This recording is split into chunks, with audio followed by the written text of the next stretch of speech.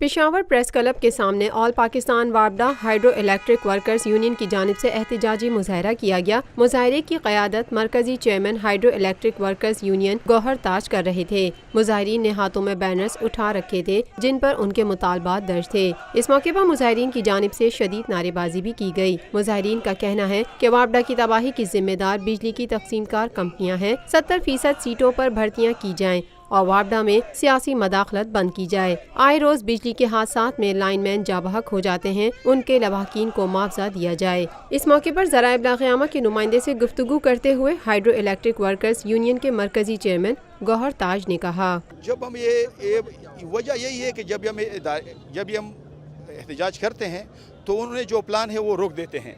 जब ये कहते हैं कि उसकी नज़रें इधर उधर फिर हो गई तो फिर वो उस प्लान को दोबारा लेके आते हैं, तो फिर हम दोबारा सड़क पे आते हैं। हम इसको कहते हैं कि ये जो यहूदी प्लान है, ये जो IMF का प्लान है, जो ये वर्ल्ड बैंक का प्लान है, जो इदारे मुल्क की तबाही का प्लान है, इसको ख़त्म कर ले। आए हमारे साथ बैठ कर स्टेक होल्डर हम इसको गारंटी दे दें कि इस इदारे को 6 माह के लिए आप जो है अच्छी मैनेजमेंट को दे दें, वर्कर के पार्टिसिपेशन से कर ले।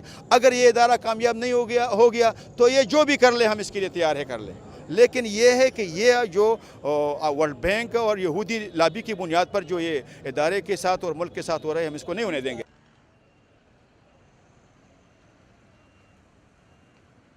पाकिस्तान में पहली मर्तबा हालात हाजरा के मुख्तसर मगर जामे प्रोग्राम्स, खबरों, तबसरों के अलावा दीगर समाजी, तिजारती, सकाफती, तफरीही, मालूमाती, मजहबी, तालीमी, सेहत और बच्चों के प्रोग्राम्स सिर्फ TNN TV पर।